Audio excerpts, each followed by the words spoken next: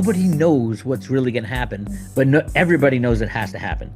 We can't continue to kick the can down the road with these lies and cheating and rigging markets and all that. That's got to end. And very interesting that JP Morgan is getting to this point where they didn't have any physical metal, so they had to mobilize the SLV silver. Basically that takes it gives you a point of where we are in the silver market. There's literally no silver left other than this 400 million ounces that got rehypothecated. Hey guys, welcome back. Thanks so much for being here. That was Bix Weir, and you heard him right. 400 million ounces of physical silver that are beholden to the SLV ETF. Okay, that's silver that's owned theoretically by somebody, by the holders of SLV. Well, that metal has been rehypothecated to stem the tide of the ever-growing demand for physical silver. Folks, I see a potential future where physical silver in your hand will literally be a gift from God because the physical silver is disappearing quickly. Friends, before we start, just a quick word about one of our very valued sponsors. We all know we're under attack, and not just from the air we breathe or the food we eat. We're being exposed to mRNA technology, injected into the food supply, spreading through shedding, and now 5G radiation saturating our environments with frequencies we still don't fully understand. These threats disrupt our biology at a cellular level, weakening immunity, inflaming our systems, and damaging our gut, the control center of our health. That's why I take Kamichi 1 from Bright Core Nutrition. Each capsule is packed with over 900 strains of probiotics, live enzymes, and antioxidants to help flush out toxins, rebuild gut balance, and fortify your immune system against the daily assault. Kamichi 1 is all natural and 100% made in the USA by a company that truly cares about your health and freedom. So if you want to defend your body naturally, this is where to start. Right now, exclusively for my viewers, you can get 25% off Kamichi 1 by using code SGT at mybrightcore.com/SGT. Or, better yet, call 888-688-0642 for up to 50% off. Free shipping only when you call. The link and information is below. John. Bix. How are you, bud? I'm doing good, man. How are you? I'm good. I just copied you on an email I sent to Andy Scheckman and David Morgan. Oh, you did? Well, I will definitely call that up. I don't want to leave a single thing on the cutting room floor here. As we begin this call, guys, Road to Ruta, Bix Weir is here, and Road to Ruta is a theory and platform created by the one and only Bix Weir, exploring the manipulation of financial markets and advocating for the restoration of a gold-backed economic system. Now, the overview of the theory is a good one. Developed by Bix, a freelance analyst with decades of experience in the financial industry. You got to love this, Bix. I think this is AI. This is their encapsulation of Bix Weir. The theory posits that a group of people in the U.S. and around the world are working to remove and dismantle secretive banking powers that have controlled financial systems for hundreds of years. Hello, Rothschild, Rockefeller. According to Weir, this effort includes exposing market manipulation, resource control, hidden technologies, and ultimately moving toward a new gold standard. And I would hope a new freedom for humanity. Bix Weir is back. Bix, how are you, brother? I'm good. Yeah, I think that is AI came up with that.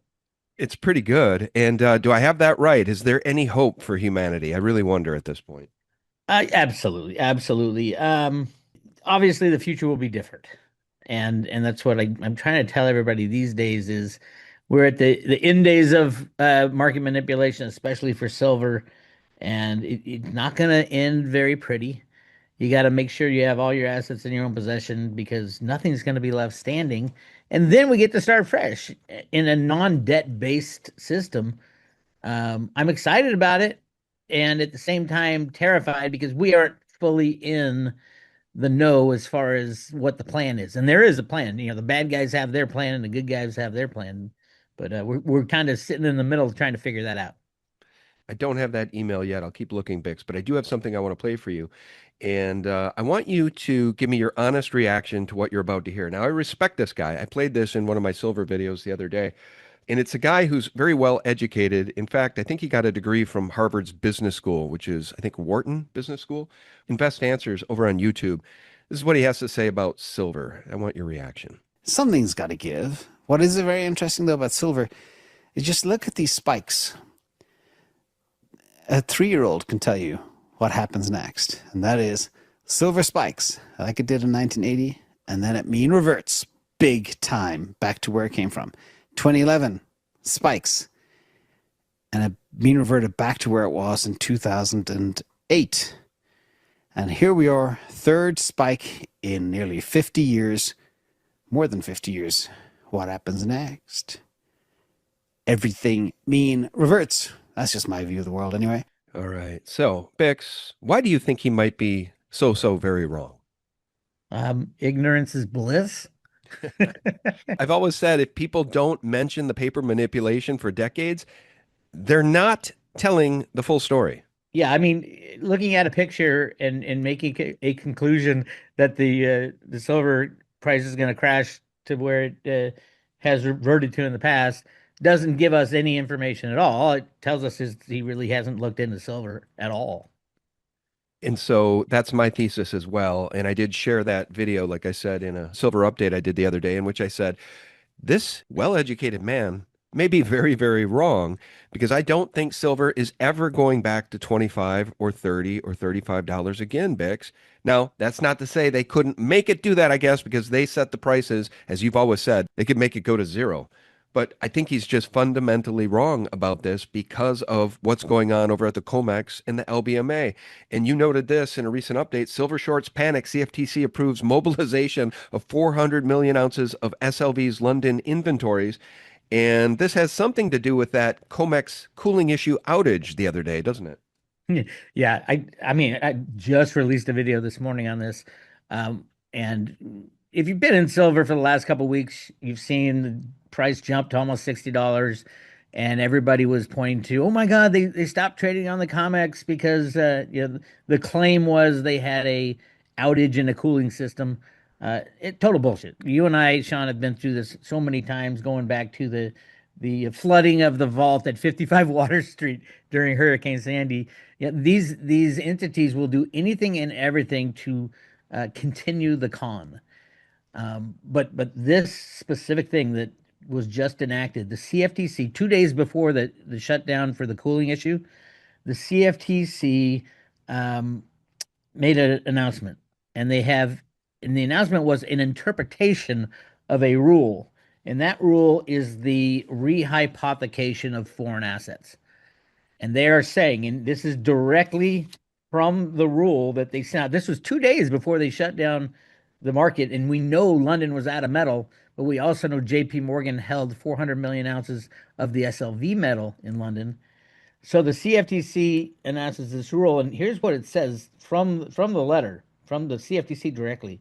An FCM, which is a futures commission merchant, which is JP Morgan or Citibank, is not in violation of the Commission Regulation 30.7 if it transfers customers' securities to a foreign broker, foreign trade board, or foreign clearing organization under a title transfer or right of use, provided that such transfer or title or reuse is authorized or required under the applicable local regulatory regime. That basically says, hey, JP Morgan, I know you need physical silver in London to keep this con going. We are going to allow you to rehypothecate the 400 million ounces of SLV silver that you hold in trust for the shareholders of SLV. It is blatant. It is flat out. And first of all, there are no commissioners right now on the CFTC. There's one acting chairman, Caroline Pham, who came from Citibank, but everybody else is gone. They haven't refilled any positions. This is insanity at its finest. But right now, that's how they cured the little problem in the London at the LBMA is they have mobilized the 400 million ounces of SLV inventory. Could you just explain to people who hold SLV as a proxy for actual physical silver what this means maybe to them and their investments going forward? Because if JP Morgan and the criminal banksters can't bring this thing back under control and put humanity back to sleep, including all the Chinese folks, everybody in India, everybody needs to go back to sleep to make this work. If they can't do that, what does it mean to holders of SLV who think they own silver, Biggs? Well, I wouldn't just limit it to SLV. I mean, anything that has any of these third parties between you and your wealth, for example, JP Morgan Chase, the largest derivative holder in the world, and is about to be exposed as a absolute partner, not necessarily a banking partner, but a partner with Jeffrey Epstein. That's coming out very soon. Um, these banks won't be around. These institutions won't be around. Your stocks, your bonds, all that stuff. People underestimate the situation we're in. We're in the largest debt built bubble in every asset right now, including the derivative side. They're saying $3 quadrillion worth of derivatives, whereas in 2008 we're at like a 1.5 quadrillion. The insanity of what's about to happen is very frightening. But who would win in a collapse of the monetary system? There's no stocks, there's no bonds, all those go away. There's obligations, there's IOUs, everything's at the DTCC, which we discussed. But the insanity of how large this is it's just. I mean, we've talked about it many times. If the system crashes, one of these too big to fail bank fails, then everything goes. All the unbacked fiat money, all the debt is gone, all the securities, who knows who owns what. So if you own SLV, you own nothing. You cross your fingers that your brokerage house stays in business, the stock market stays in business, JP Morgan as custody holder of the silver stays in business, BlackRock as the trustee stays in business. All of it will be gone in a flash if the largest bank in the world goes down, which is JP Morgan, which I think is planned for the next couple of months. JP Morgan specifically, you think? Huh? Oh, absolutely. There's when you go down the path of JP Morgan's involvement with Jeffrey Epstein, it doesn't just go to, oh, we provided him cash. Jeffrey Epstein was the largest deal gainer for JP Morgan Chase. He brought in Google, he brought in Microsoft. He got paid more commissions than any of the salespeople at JP Morgan on the personal banking side. Over $1 billion. They're saying 1.2 billion in commissions he brought in, and half of the JP Morgan board was in partnership in businesses with Jeffrey Epstein. And there's about 14 people at JP Morgan Chase who have, this is all court documents as discovered by Wall Street on Parade. 14 people within JP Morgan senior management would go regularly to Jeffrey Epstein's house in New York. I mean, that's how deep this is. I think that's why Trump is kind of pushing away the whole, let's expose Epstein, because he knows it will take down the whole financial system. It's so interesting to hear you say that because Candace Owens, her investigation into who murdered Charlie Kirk is literally uncovering the fact that we're all ruled, everybody in this world is ruled by psychopaths in just about every nation. And it's all fake. It's all so fake. Maybe we'll get to some of that. It's all so freaking fake. And if the Macrons can allegedly take out a hit on the top podcaster in the world and get away with it, and our government says nothing, guys, keep in mind, our government has not confirmed or denied it. Well, why haven't they denied it? They should be able to say 100% with certainty that Candace Owens is nuts. She's out of her mind. She should be institutionalized. But she's not. And by the way, the takedown of Blake Neff and TPUSA that Candace did last night is an absolute must-see. If you haven't been watching Candace for the last month or two, just watch that one. It'll bring you right up to speed. It just seems like everything is fake and gay, Bix. The whole world is just fake and gay. That's why we've been stacking physical silver for so long, because you and I, we knew everything was fake and gay. So don't hold fiat dollars. Get physical silver. Yeah, and I mean, when Canada's is doing great work, but I mean, in the scale of things, hell, they pulled off 9/11 and completely got away with it. I mean, what can't they do?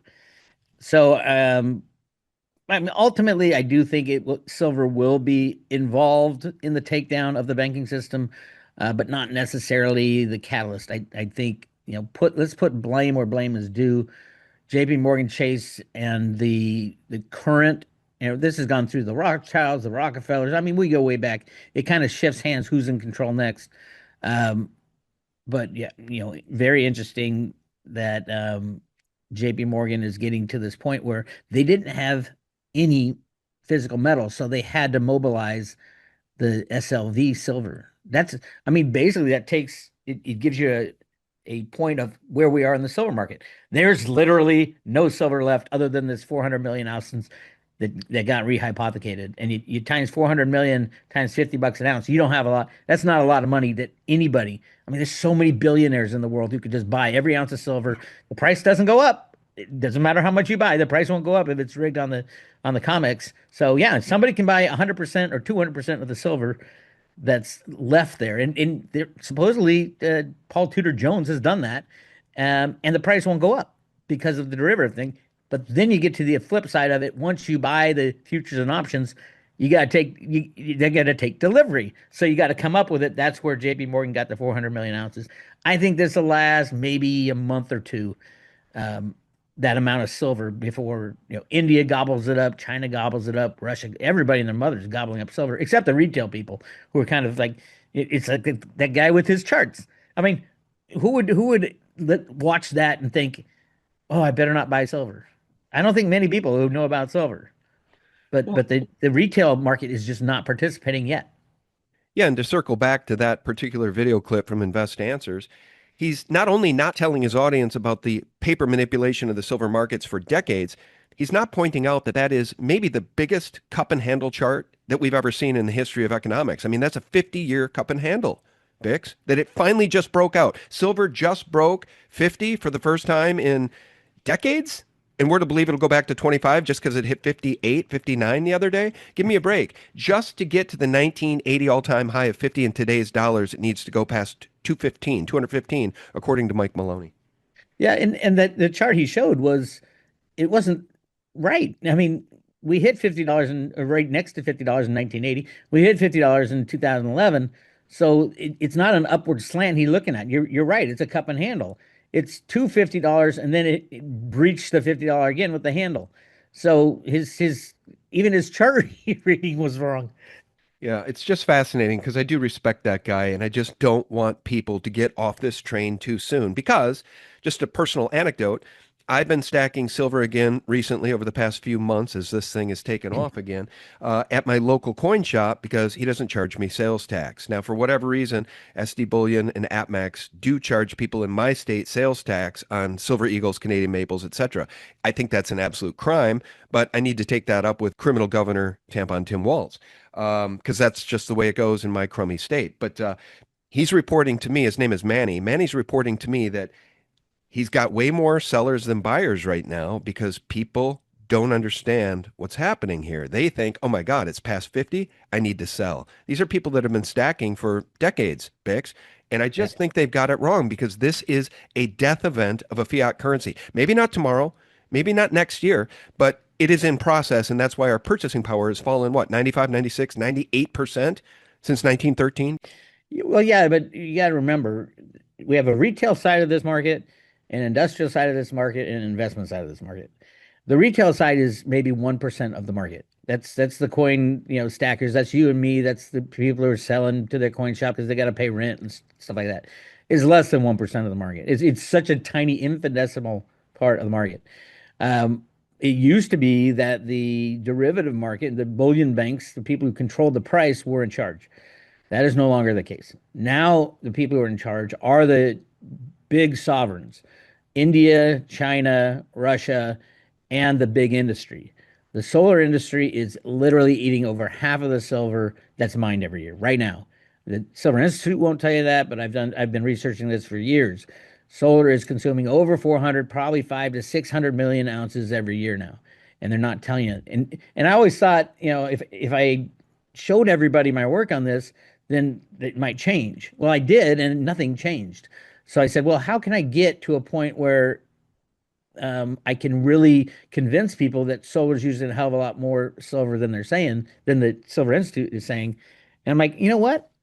There's one way, only one way that can be done, and that's the disappearance of all the physical silver because it's continually being misused in uh, certain industrial applications because the price is so low. So I said, okay, a couple years ago, I'll just wait until all the physical silver is gone and see what they have to say then. And that's that's where we are now. So there's vindication on my side that all of a sudden solar will just stop What do you mean? the use of silver in solar panels. Oh. we're using literally half of the silver that's mined every year. That's over 400 million ounces being consumed in solar panels. Now, you can get it out in 25, 30 years, that's fine. But it's just shocking how much silver in solar panels for China is being used. They know exactly what they're doing too. They're not idiots.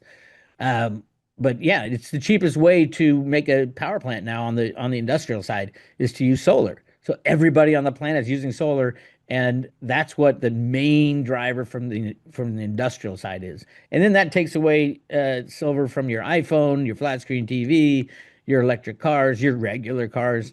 I mean, the insanity of where we are is that the industrial side is starting to think, oh shit, Yeah. where am I going to get my silver? At the same time that the institutional investors and sovereign wealth funds are saying, holy shit, the system's going to fall apart. Can we make it fall apart by buying more silver? I think it's a big part of it. I want to go back and talk about this cooling issue, whether or not it was unprecedented. I keep hearing that word used in terms of describing what happened just a couple of days ago in the shutdown of the COMEX. But before I do, I just want to ask you what you think about silver as a tangible financial asset that I still think is one of the most undervalued tangible assets on planet Earth. Just in terms of, I've got a buddy who moved out to Idaho, and we were just talking on the phone just the other day, and he said, "Man, you just have no idea how difficult it was to move out here with all my silver. It weighs so much." Isn't that funny, Bix? And I said to him, brother, that's only because they mispriced it. You and I shouldn't be able to have a king's ransom in silver. The problem should not be it's too heavy to move. The problem should be it's too expensive to buy, and only kings can own it. I mean, I'm sorry, but that's sort of my position on this thing at this point. My friend had a hard time moving across the country because of his physical silver. I think that's a good problem to have, but Biggs, I also think it speaks to the mispricing, the deliberate manipulation and mispricing of this asset for decades. Absolutely, and I've heard the same thing from a couple of people. Our friend Dick Allgaier moved out of the country during COVID. He thought the world was going to implode, and he goes, "I couldn't move my silver." Now he could have sold it and bought it back at his new place. That's what I recommend. If you have a hell of a lot of silver in some place, get somebody who's going to do a swap sale, where they'll buy it over here and they'll sell it to you again over there and they'll chip it to you. I mean, it's going to cost you money, but yeah, that is a problem. But remember, that's because silver is so cheap. Like you said, if if silver was $5,000 an ounce today, up with gold, which I think it will be at some point, it will be 1 to 1 with gold. But if it was that, would you really worry about that problem, or would you like hire armed guards to carefully carry your millions and millions of dollars in silver to the next state? Everything is relative. You think the silver is a pain in the ass, but it's just so cheap. That's why it's a pain in the ass. If silver was priced just like gold, you wouldn't think of this as a pain in the ass. You think, oh my God, I better spend 10 grand to have a specialized company, safely move my silver to my next state that I'm living in. Everything's relative.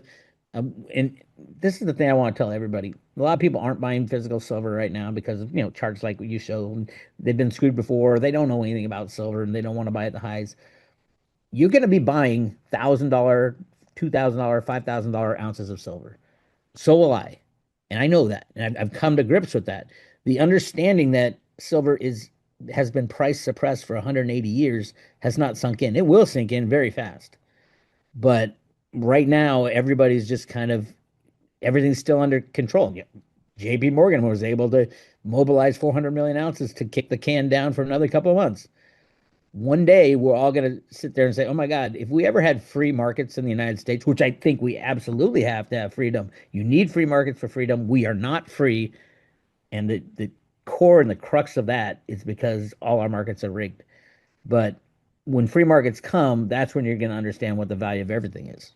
Yeah, I think so too. And what I tell Manny when I show up to buy more silver, I shared some of this in that silver video the other day. I bought like another 130 ounces of physical just over the past weekend from Manny, and he keeps telling me, he doesn't know where this thing is going, and where do I think it's going? And I said, I think this is the death event of our fiat currency. I think it's going far, far higher. And when I exchanged those fiat dollars for the physical silver, I never. This is the God's honest truth, Bix. almost regardless of price, I never have buyer's remorse. I don't have buyer's remorse. Now, if you go out and maybe buy that 100-inch LED TV that you saw at Costco and you're like, gotta have it. And then you get it and it's like, first of all, it's too big. I can't even get it into the basement. I didn't even think of that. Second of all, it's spying on me. And then you have buyer's remorse. I've never had a single moment of buyer's remorse when I exchange fiat paper for physical silver. I've heard people say that, and I even heard people say it's cured them of their shopping disease. So, they love to go and buy things and shop, and they usually buy shit they don't even like and blah blah blah. But when I go buy silver, that's my favorite shopping now. If I want to go shopping, you have that urge, you're a shopaholic, go to your silver store. And I love that concept of, hey, I'm shopping, but at the same time, I'm preparing for my future and my kids' future and things like that. It's a great thing to think about. You always have to think out of the box when you're thinking about where silver is right now and where we're going with silver. Thousand percent, man. I've said it so many times. You're right. Everybody deserves to be able to spend some of their money that they've earned by exchanging their time and their energy for fiat paper. You feel better when you can buy something. You have something to show for the fruits of your labor.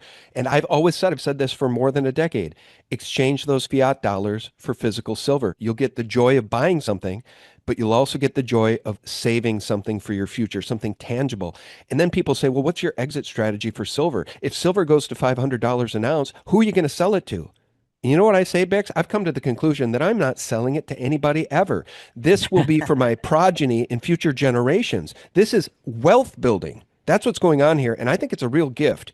It has been an unbelievable gift. Now, in hindsight, because I've often said, when do we get our comeuppance against these criminal bankers? When is it our time to be rewarded for being prescient, to have been buying silver for the past 2 decades? Well, it's starting to come, Bix, and it was a gift to be able to stack so cheaply for so long. Yeah, and I have heard that, who am I going to sell to when it hits $500? These are people who have never bought and sold an ounce of silver in their lives, or just learned how to do it, or I mean, Andy Scheckman will buy everything you got, in Miles Franklin. Hell, I'll buy it. At that point, when it's that high of a price, your relationship with silver is going to change. You're going to see it as value and a monetary metal and your wealth. You're not going to see it as, oh, I want to get those pieces of paper. The reason it went to 500 is the paper system is folding. You're not going to be wanting to sell it. I mean, for what? You can trade it for something else, maybe. But the reality is, silver is money, always has been, even though the banks have told us it's not going to be money again. It is in our Constitution. I don't think there will be anybody deciding what kind of monetary system we're going on after this one implodes. I think those people will probably be in jail. People at the IMF and the World Bank in the Federal Reserve even. And the reality is, in the United States, we don't have to worry about not having a monetary system if this one fails. We've had one, we left it, but it didn't go off the books. We have a gold and silver monetary system. It's in our constitutional founding documents.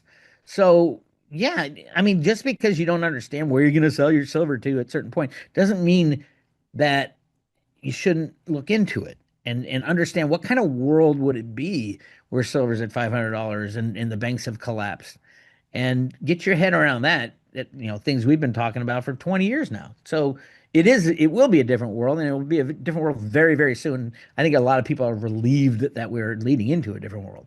Sorry for the quick break. As we wrap up 2025, it's a good time to slow down and reflect on the year. If there's one thing we've all learned, it's that uncertainty isn't temporary. It's the world in which we live now. As many have said, hope is not a strategy. For over a decade, my friends at Noble Gold Investments have helped Americans protect themselves and the people they love by diversifying their wealth with gold and silver. Look, no one knows what 2026 will bring, but one thing's for sure. In an uncertain world, real wealth isn't digital. It's physical, lasting, and it's in your hand. So when you're sitting around the table this holiday season surrounded by family, remember the best gift you can give isn't under the tree, it's peace of mind. And that's what Noble Gold delivers, peace of mind, 1 ounce at a time. And this holiday season, when you open a qualified account with Noble Gold Investments, you'll receive 10 1-ounce commemorative silver holiday coins, each beautifully designed with a snowman and a warm season's greetings engraving. These limited edition silver coins make thoughtful gifts, and they're worth double what they were just a year ago. Before the year ends, take one smart step toward a safer future. Visit Noble Gold Investments and get your free wealth protection kit today. That's noblegoldinvestments.com. Don't leave your future to chance. The link is below. It will be a different world, and it will be a different world very, very soon. I think a lot of people are relieved that we're leading into a different world. I think so too. And I hope you're right. I hope that the bad guys ultimately get the justice that is so owed to them. I mean, that they deserve. But I got to tell you, just circling real quickly back to the Candace Owens investigation and the complete and total crickets coming from the Trump administration regarding her charges, regarding her allegations that the Macrons have taken out a hit on her and transferred $1.5 million to do so, and she's got the receipts, and crickets from our government. I mean, it just really puts the fear of God in me, Bix, that this whole thing is so hopelessly crooked that we don't stand a chance. But I also want to point something else out. I know you were a fan of the HBO show Game of Thrones, right? Oh yeah. Okay, me too. And in the Game of Thrones was the Iron Bank. Now, for anybody who hasn't seen Game of Thrones, the Iron Bank is the bank that stands above all of the kingdoms because all of the kingdoms in Game of Thrones owe money, they owe gold to the Iron Bank. And I always equated that show and the Iron Bank to the Rothschilds, a private entity sitting atop all of the governments. Not only is it true today in our world, guys, it's true in the Game of Thrones. And by the way, in Game of Thrones, all of the exchanges day to day, right, by the people doing the footwork and the real battles and, telling the stories in that show, all of those transactions took place in silver. I just want to make the point that silver and gold in physical form play a central role in the show Game of Thrones. Do you know how much gold was mined in the Westerlands this past year? Haven't a clue. Go on, your best guess. Pounds, tons, ounces. Doesn't matter, the answer's the same. It can't be. Our last working mine ran dry 3 years ago. Then how do we pay for anything? The Crown owes the Iron Bank of Brothers a tremendous amount of money. How much? A tremendous amount. And I think those days are coming back, folks. They've tried to brainwash this out of society, and it's not working. $4,300 gold. As we're having a conversation today, $57.38 on silver. It's down $1.38. I'm sure Bix will give us an update in the coming days about what the heck they did today to even bring it down $1. But I think Game of Thrones, Bix, to some degree, was predictive programming. It's been important in the past. It will be important again in the future. Yeah, and the big difference I think between the Iron Bank and what the Rothschilds have done is right now those in power, those in charge of the money, are in charge of debt, fiat money. I think the Rothschilds obviously have a lot of gold and silver and properties and trusts and things like that. I think the leaders of the family are not around anymore, supposedly. So I'm not so sure that they continue to control everything.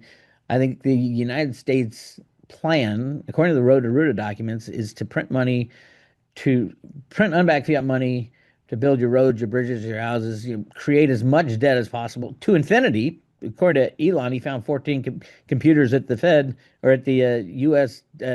Government that printed money out of nothing with no bank account behind it, no federal approval. They just paid bills, and we don't know how many trillions have gone into the pockets of Bush and Obama and all the others, Biden family.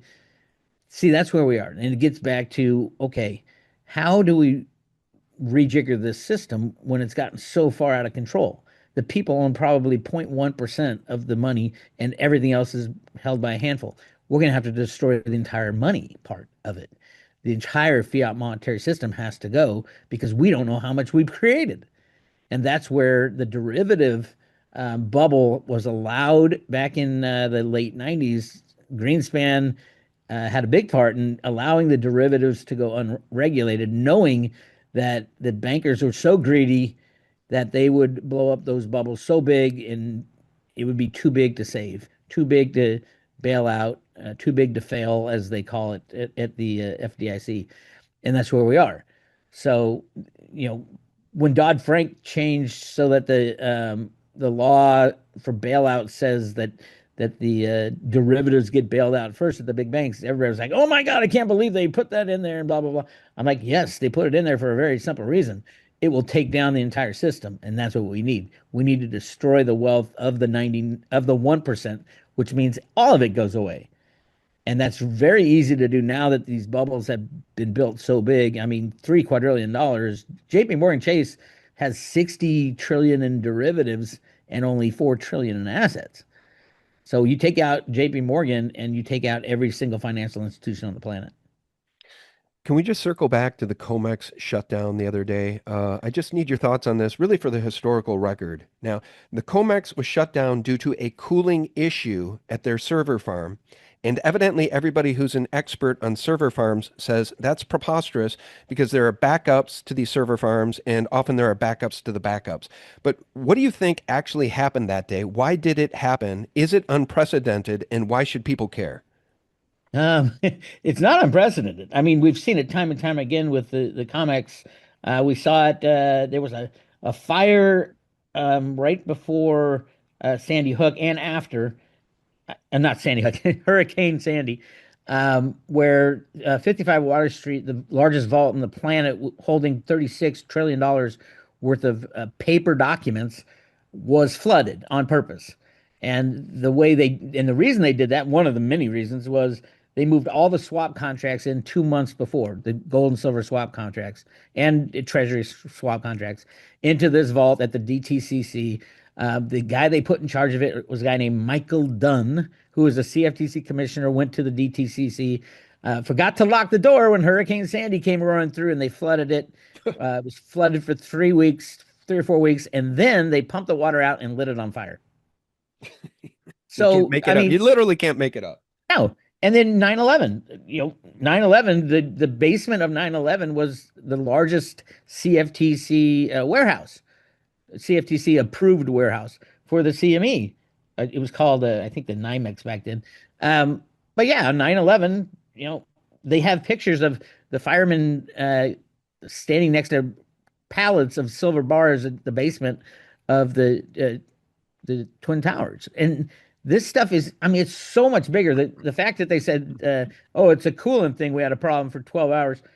Well, the fact that they authorized JP Morgan just 2 days before to mobilize 400 million ounces of SLV silver, I mean, it isn't hard to see through. So it's just another thing in my world. As I take a look at this article from our mutual friend David Jensen, he respects you, by the way, and he's such a terrific guy. I've had him on the show so many times in the past. He says UBS has increased its estimate of the 2026 silver supply deficit to 293 million ounces. And they say it favors being long. Yeah, do you think? By the way, guys, we'll just recall that Bick said 400 million ounces a year are going directly to the solar industry. Now, that's to say nothing of Elon's batteries for the robo-taxis and all the damn Teslas he sells. Like, there's something. Here's what I think, Bix, and this is why I wanted to get you back on again, and we'll continue to do this on a regular basis because you've been a longtime friend. I trust you implicitly. I think this is a generational price move in silver, a generational repricing of a physical asset that has been so manipulated, so cheap for so long. This isn't something that unfolds over the next month or 6 months. I think this is a generational repricing of one of the most precious assets on planet Earth, Bix. Yes, and I mean, if the system stays together, there is no out game for the silver shorts on the comics, at least.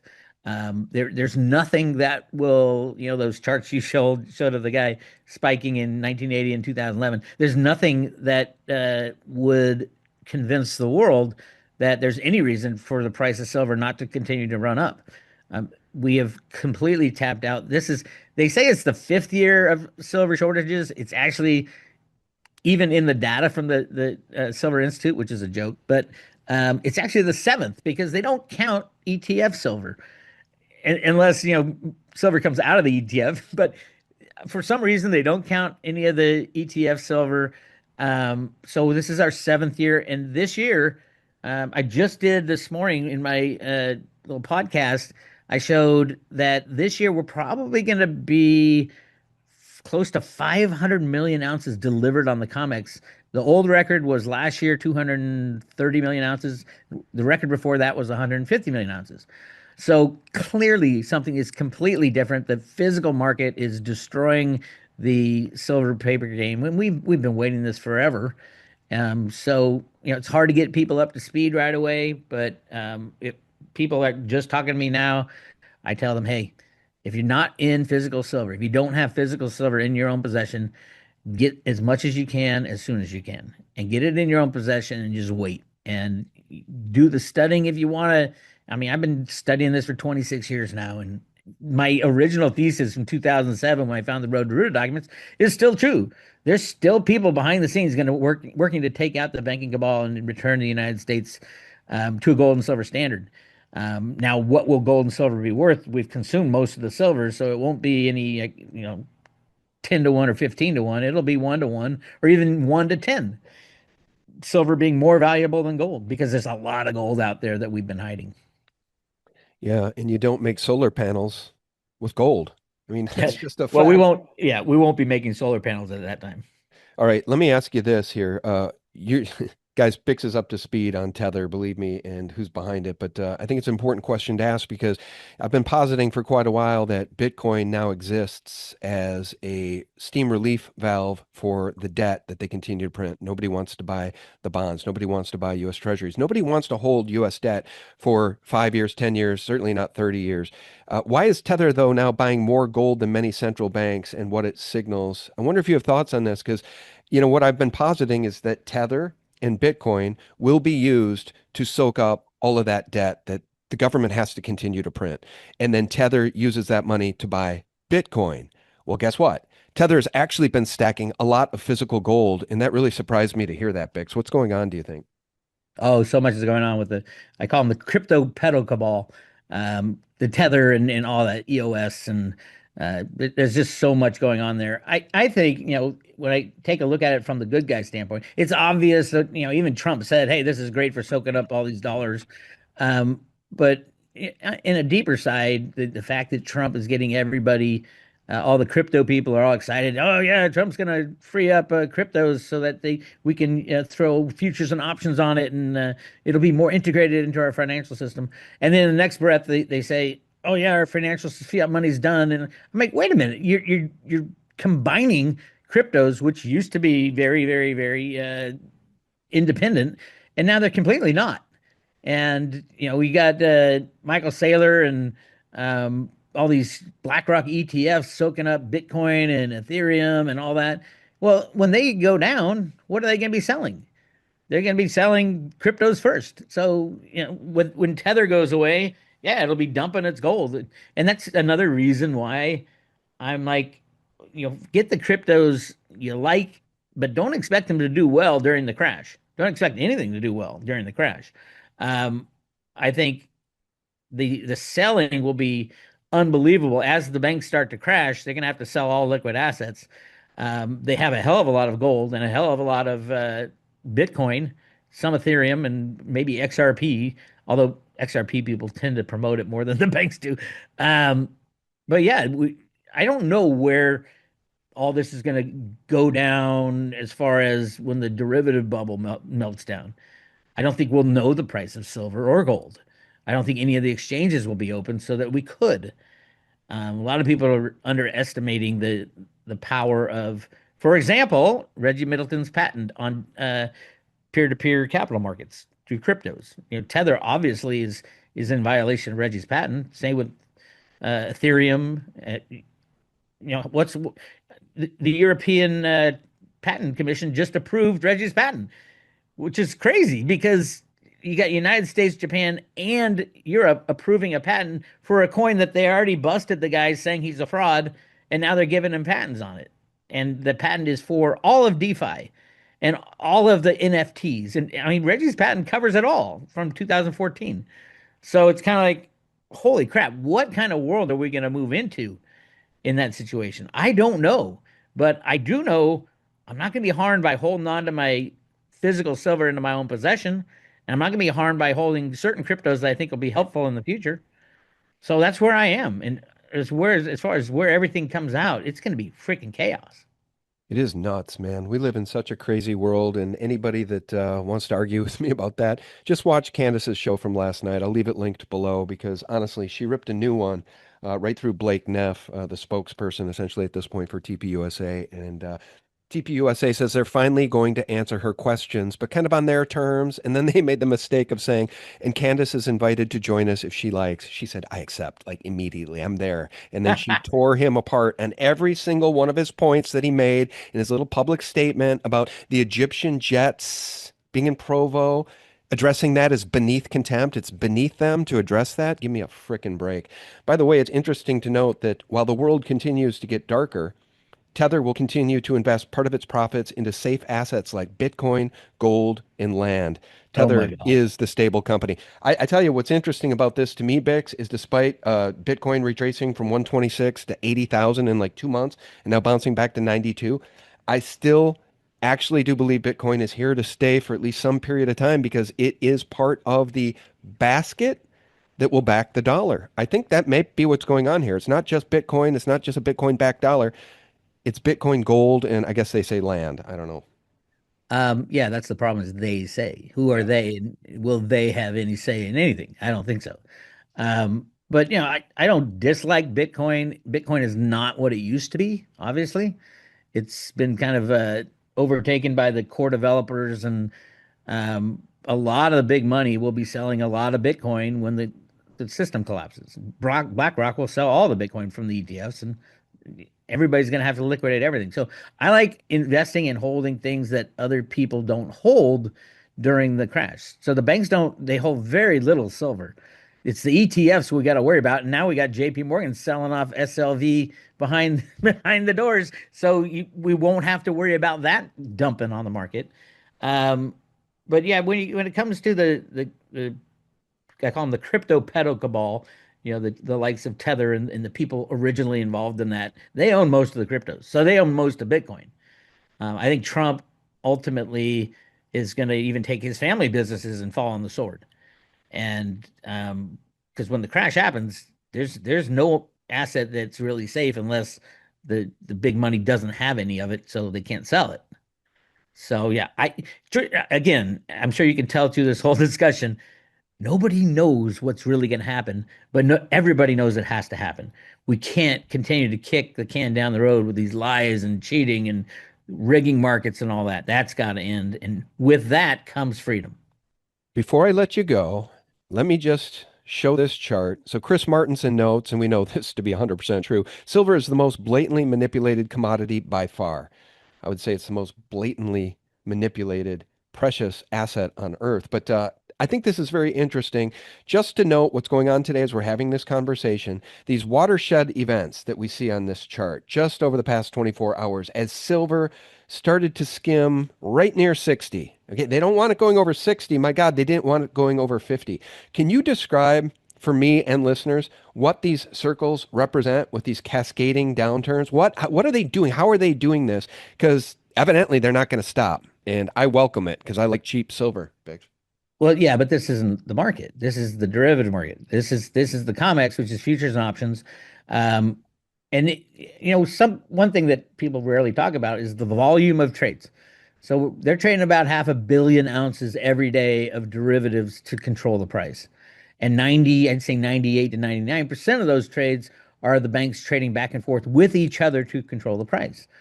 It's all run out of a company called Virtu Financial, which is a high frequency trading company run by Vinny Viola. He was the counterpart of Bernie Madoff back in the day. They took down Bernie and they kept Vinny Viola. Um, it's all a con. People see the price of silver and think that's really what silver is worth, and it's not. That's the constructed price on the derivative exchange called the COMEX. And there's a derivative exchange in London called the LBMA, although it's kind of privately held derivative exchange. And then there's the derivative exchange in Asia, the the Shanghai Gold Exchange, which has silver derivative contracts. There is no real physical market for silver other than your local coin shop, but they take their prices from these rig jobs. So yes, you're gonna see shit like this. I mean, I was there in 2011 when they slammed the price of silver down from $50 to $40 in a day with 2 billion ounces dumped on the market. That's the thing about derivatives. If you have control of the regulator, you can throw infinity derivatives at any time. Why do you think the price of oil went down to minus $40 on the COMEX one time? They could do that to silver. Drop 10 billion ounces of derivative contracts in a single day, 20 billion, a billion. It doesn't matter. And that's when you get to standpoint, holy shit, why am I even looking at price? I need to get physical metal in my own possession. And then, because when this game falls apart, when JP Morgan's taken down or the derivative meltdown happens, there won't be any exchanges open. You won't be saying, oh my God, my silver went to $5,000. You won't even know it because no exchanges will be open. And then we got to start fresh, and that's where I think Reggie Middleton's technology will help, if that's the plan of the good guys. But even the good guys know, even the Road to Ruta document said, what if the public doesn't accept what we are offering? And I guarantee you the public is not going to accept some kind of control by JP Morgan or the BIS or the World Bank or even the US Treasury. People say, fuck you, we're going back to gold and silver, do what you will. Because I think the US has a lot of it, a lot of gold and a lot of silver that we're not telling people about. Hmm. Well, final question for you. And by the way, when Bix mentions Reggie Middleton, he's referring to Veritasium, guys. It's a crypto. So, the final question for you, though, is this. The Sunday night slam that you and I lived through, was that circa 2012? Was that 2011? The Sunday night slam where they took it down $6 in a minute? 2011. Yeah. 2011. Okay. Yeah, that was it was April Fool's Day, I think. Yeah, and I remember it so very well because we were on the cusp of piercing 50 and going to what we all thought would be, hundreds of dollars in silver. And of course, they slammed it and they took it right back down to where it started. I mean, they literally, what Invest Answer said at the beginning of this video, that's what he expects to happen again. Why is this time different, though? I think it's different. You think it's different. I have the reasons why I think it's different. Why is this different than what they got away with in 2011? Well, first of all, 2011 was orchestrated by JP Morgan. Jamie Dimon put a guy named Bill Daley in as the in the White House for Obama as his chief of staff. Bill Daley, and Bill Daley was the head of the JP Morgan SWAT team, is what he called it. So when there was a financial problem somewhere, he threw Bill Daley and a couple guys at it. So JP Morgan had just inherited the Bear Stearns short position when Bear went down, and so the price of silver was like at $20. They put Bill Daley in January of 2011. The price within a couple weeks went from $20 to $50 within 2 months. Like literally straight line to $50. Everybody got excited, got all the weak hands in, and then they completely slammed it using the derivative market. That's the day that they dumped 2 billion ounces on the derivative market, and the price went back down to below 40, below 30, below 20, and then it kept going down. And then Bill Daley left 1 year later, and the price is exactly the same as when he started. That's what happened in that year. This year is completely different. This year is physical silver users, not necessarily investors, but users need this silver for all these industrial products, mainly the solar panels and electric cars. But this is completely different. They're going to buy it any price. And they're not going to buy it on the COMEX because they know the chance of default is high. So it's like, okay, where are you going to get your physical silver? They're starting to buy it directly from the mines. China's been buying up mines, silver mines all over the world. And then, where is JP Morgan and friends going to get their physical silver? Because you always need that physical silver. Now they're pulling it out of SLV. SLV is probably the last big stockpile of silver. So we know how much they have left, 400 million ounces. And how fast can they go through it? Well, India has imported over 80 million ounces in a single month.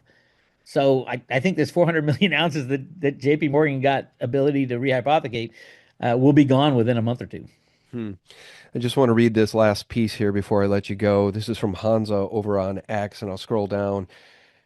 Why is $60 silver such a battlefield? Today confirms what the last several days were already screaming. $60 isn't just a price level, it's a line they cannot allow to break. Right above 60 lies technical breakout territory. I would have thought that's above like 53 or something, 52. FOMO, that's fear of missing out buying. Margin calls, increased demand for physical deliveries.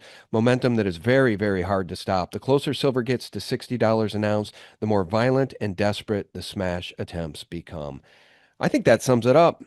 They're not going to win this battle this time, though, are they, Biggs?